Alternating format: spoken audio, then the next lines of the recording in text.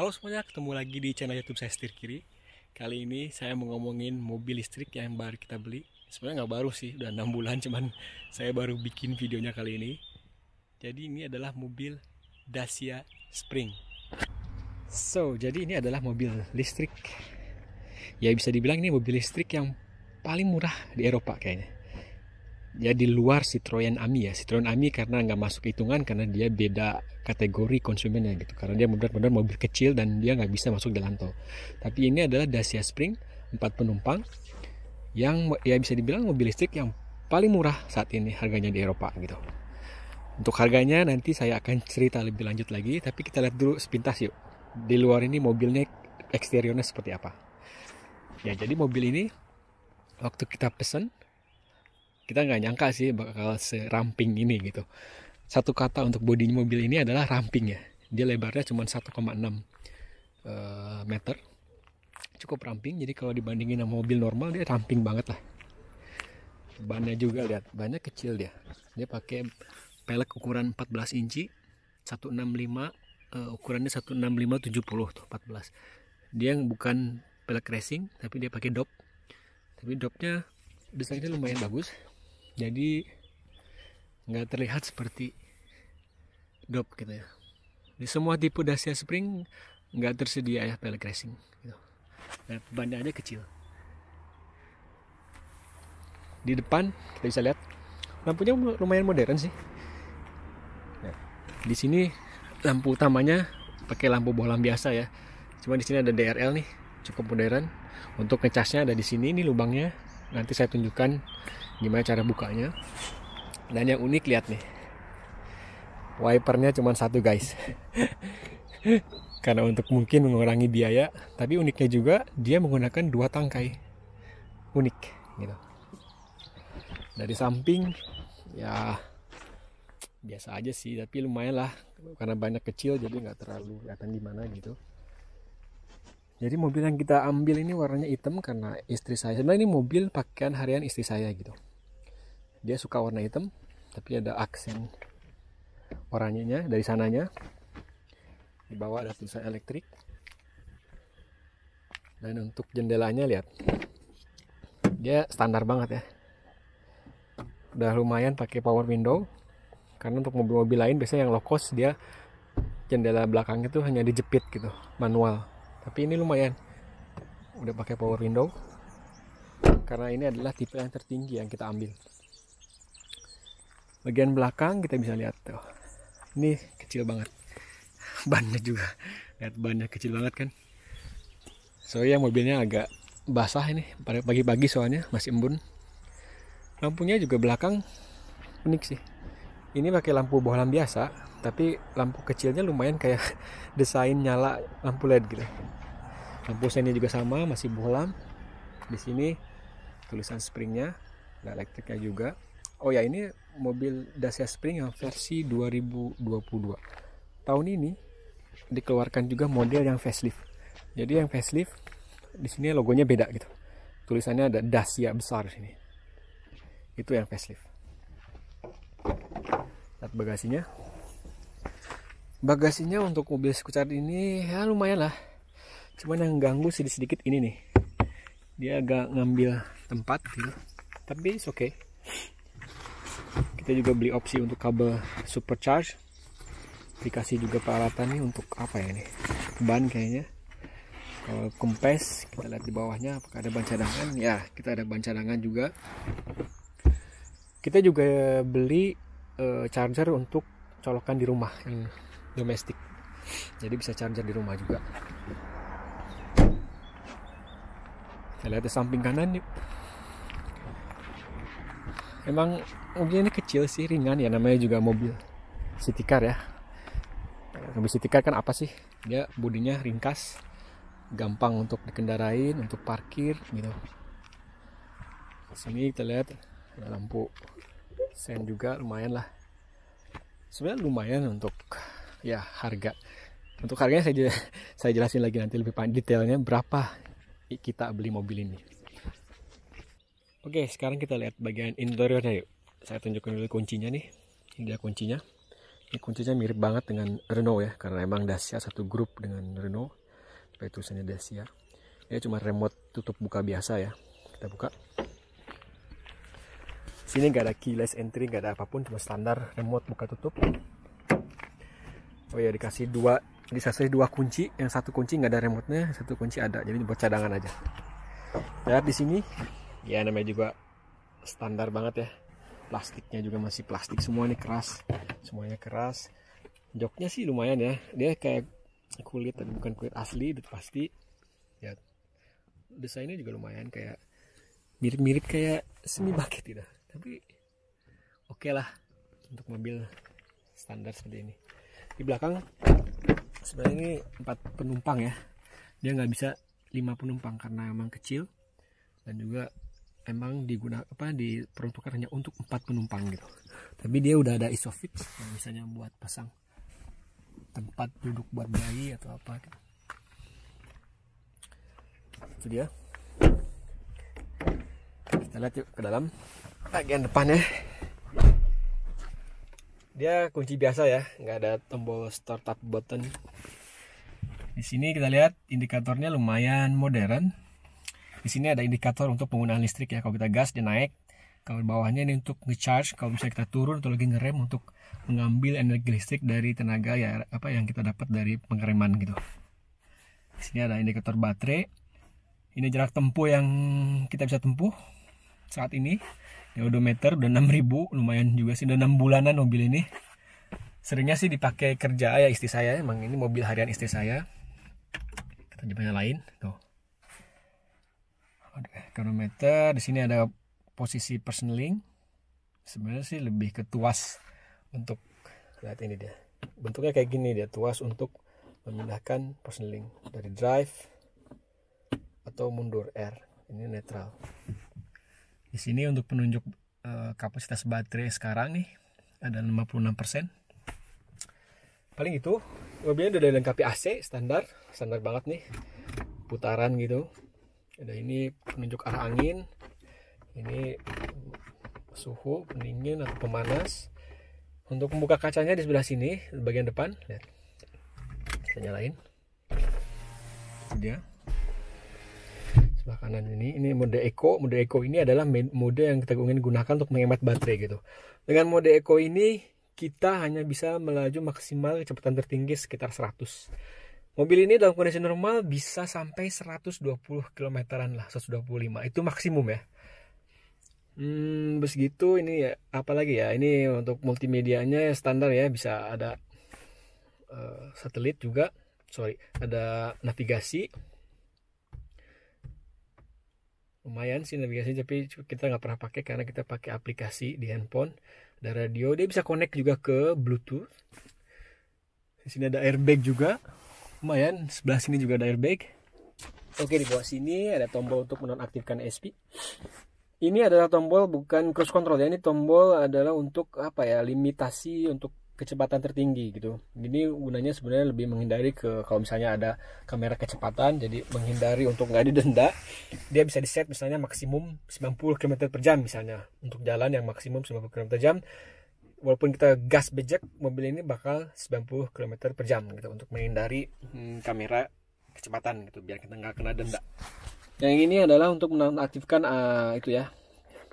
kamera parkir sensor. Ini colokan 12 volt standar. Ini personelingnya di sini, diputar dia ya, kayak seperti ini tuh, kayak gitu. Ini rem tangannya normal biasa, tarikan rem tangan normal. Apalagi ya, paling itu. Dia nggak ada tombol untuk kunci gitu. Oh ya, saya tunjukin mesinnya. Kita buka mesinnya di sini. Saya juga tunjukin nih cara membuka untuk baterainya seperti ini. Kita buka gitu, dan ini untuk mesin. Kita lihat yuk.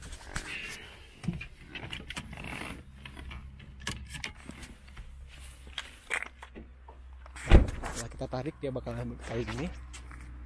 Dia menggunakan mekanisme per ya, gitu, kayak gitu. Jadi ini dibuka, terus saya colokin ke sini, seperti itu untuk ngecasnya.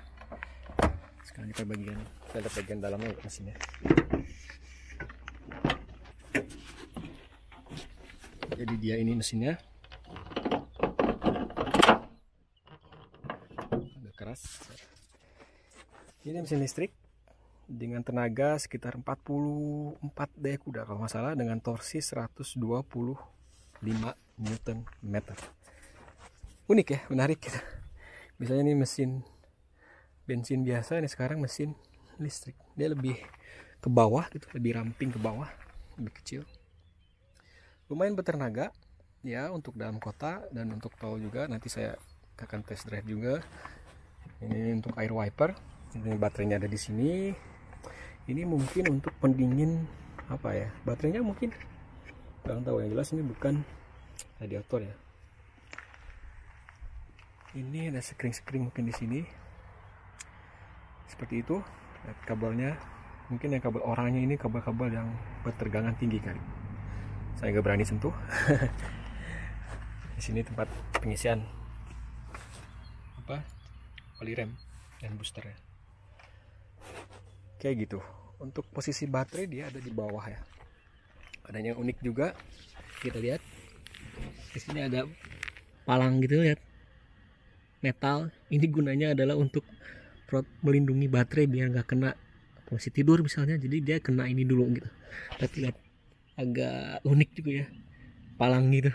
Agak aneh sih, tapi ya mungkin buat safety biar baterainya nggak rusak. Soalnya baterainya ada di bawah. Oke, itu mending saya coba test drive ya. Kita lihat seperti apa di jalan bawa mobil ini. Oke, kita coba jalan. Kita nyalakan. Kita nyalakan. Tapi uniknya untuk menyalakan dia kayak mobil biasa gitu. Jadi kita harus memutar kontak kuncinya seperti ini sampai muncul tanda oke. Kalau oke kayak gitu berarti kita bisa maju. Kita posisikan posisi ke D, rem tangan, dan kita jalan. Tapi pakai sabuk pengaman dulu biar safety.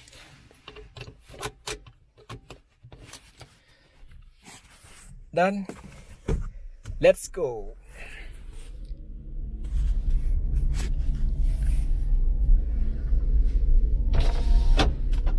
Bunyi-bunyinya sih mirip-mirip kayak Renault Zoe ya. Saya pernah tes juga tuh mobil listrik dari Renault. Ya jadi guys, mobil ini adalah mobil dari platformnya tuh sama dengan mobil Renault Kadett E yang ada di Cina. Mobil listrik juga, yang lumayan murah juga di sana, katanya sekitar 9.000-an dolar lah kalau di Cina. Nah ini mobil ini tuh Dacia Spring ini ngambil dari platform yang sama. Ya mungkin mobil yang sama lah, cuman untuk pasar Eropa gitu. Ini baterainya 56%. Kita jalan.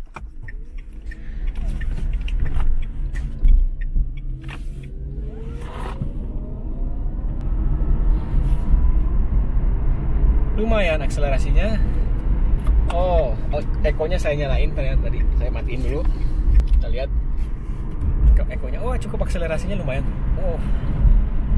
Oke lah. Oh ya, ini baterainya 27 kWh ya. Jadi jarak tempuh maksimal dia bisa sampai sekitar ya, kalau kondisinya bagus, misalnya jalan kota, luar kota, dalam kota, dia bisa sampai 250-an lah gitu. Tapi kalau misalnya musim dingin tuh biasanya baterainya berturun tuh performansnya. Dia bisa sampai hanya 190, 180, lumayan lah. Tapi lumayan untuk ya mobil dalam kota gitu. Ya jadi mobil ini tuh sebenarnya dipakai oleh istri saya ya. Dia pakai untuk harian karena kalau teman-teman lihat video saya sebelumnya, kita punya mobil Mini Countryman, yaitu mobil harian istri saya. Dan akhirnya karena tempat kerjaannya dia itu nggak terlalu jauh ya, sekitar 15 km dan 30 km lah pulang pergi. Jadi kita pikir kayaknya nggak terlalu penting atau nggak terlalu apa ya, nggak terlalu cocok kalau misalnya pakai mobil diesel 2 liter dengan turbo pula. Mini Countryman itu tenaganya luar biasa, tapi karena dia diesel, kalau untuk dalam kota kan nggak terlalu bagus biasanya. Jadi kita putusin untuk menggunakan atau menjual mobil itu, dan akhirnya membeli mobil listrik. Nah saat itu mobil listrik yang ada di pasaran itu salah satu yang paling murah adalah ini gitu. Nah saya akan cerita soal harga mobil ini. Price listnya ya, off the road itu sekitar 18.000 apa 19.000 lah, 18.000 19.000 euro, sekitar segitu. Nah untuk versi ini hampir 19.000 kalau nggak salah. Dan yang menariknya karena di sini memang pemerintah kan sedang mempromosikan banget ya, udah lama, udah 5 tahun ke belakang mempromosikan banget untuk membeli mobil listrik gitu. Kita dapat potongan lumayan banyak gitu. Ada beberapa potongan, ada 3 kalau nggak salah, 3 diskon untuk mobil ini. Jadi seperti saya bilang tadi, harga price listnya adalah 18.000. Potongan pertama itu dari pemerintah sebesar 5.000 euro. 5.000 euro ini adalah automatically dipotong ketika kita beli di dealer ya. 5.000 ini adalah bonus atau insentif untuk pembelian mobil ramah lingkungan. Satu itu. Kedua, kalau kita mau menukar mobil lama kita yang umurnya di atas 10 tahun lah, kita bisa dapat tambahan 2.500 euro. Karena kebetulan kita punya mobil Nissan Micra. Mungkin saya belum pernah bikin videonya mobil Nissan Micra itu mobil harian saya, umurnya udah lama, udah mobil tua lah, 2004 ya. Dan akhirnya kita memutuskan untuk menukar mobil itu. Di sini namanya prime atau bonus konversi mobil itu, dan dikirim untuk dihancurkan gitu. Karena mobil tua gitu ya. Nah, untuk itu kita dapat lagi bonus 2.500 yang saya bilang tadi. Jadi total bonusnya 5.000 plus 2.500 udah 7.500, udah lumayan besar kan. Ditambah lagi nah yang 7.500 itu adalah potongan langsung dari dealer ya. Automatically dia potong 7.500 dan dia ambil mobil Nissan Micra kita tuh yang udah lama untuk dikonversi mobil ini. Nah untuk yang bonus ketiga adalah bonus 5.000 euro. Berarti bonus ini adalah bonus dari pemerintah daerah sini, tempat tinggal saya gitu. Bukan bonus dari pemerintah pusat. Karena bonus dari, ya ibaratnya kayak Pemda lah, Pemda sini tuh mensupport penggunaan mobil hemat lingkungan gitu. Kita dapat bonus lagi 5.000 euro. Cuma bonus ini harus menunggu, dia harus ada delay, dia harus daftar dulu di situsnya, kirim bukti pembelian, bukti faktur segala macam. Akhirnya 3 bulan kemudian kita dapat reimburse 5.000 euro gitu. Jadi bayangin 5.000 ditambah 7.500 sudah 12.500. Jadi mobil ini ibaratnya cuma beli sekitar ya 6 ribuan euro. Untuk mobil baru 6.000 euro itu murah banget. Ini apalagi mobil listrik gitu. Jadi kenapa akhirnya kita beli mobil listrik ini gitu, karena harganya bener-bener murah gitu. Oke, saya coba akan akselerasi lagi nih ke mobil ini. Kita coba yuk, ada agak nanjak juga sedikit.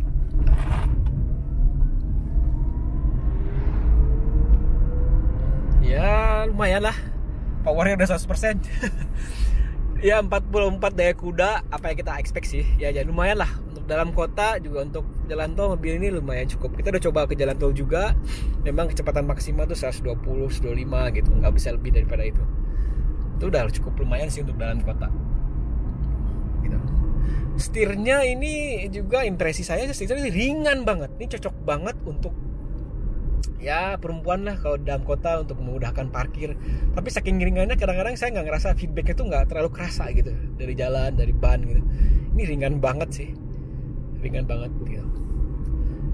Suara dari luar juga ya cukup kedengeran, apalagi kalau di jalan tol tuh suaranya, anginnya tuh lumayan kedengeran. Tapi masih oke lah untuk harga mobil seperti ini, city car kayak gini, apalagi dengan harga yang kita dapat untuk mobil baru ini gitu.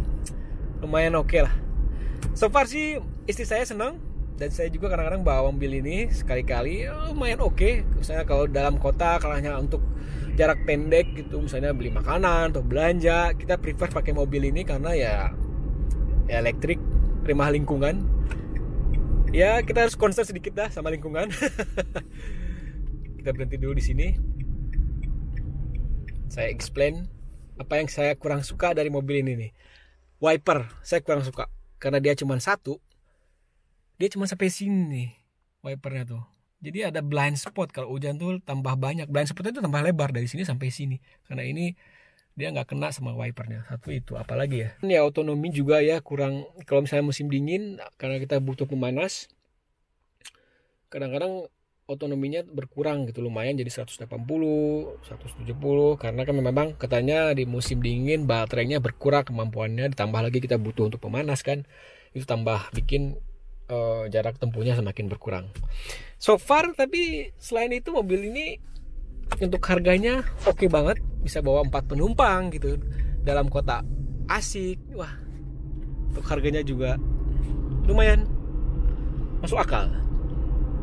Saya akselerasi lagi dikit. Wah, emang enak ya, sensasi bawa mobil listrik itu kayak mobil bawa futuristik. Bunyinya itu kayak Star Wars, kayak film-film masa depan.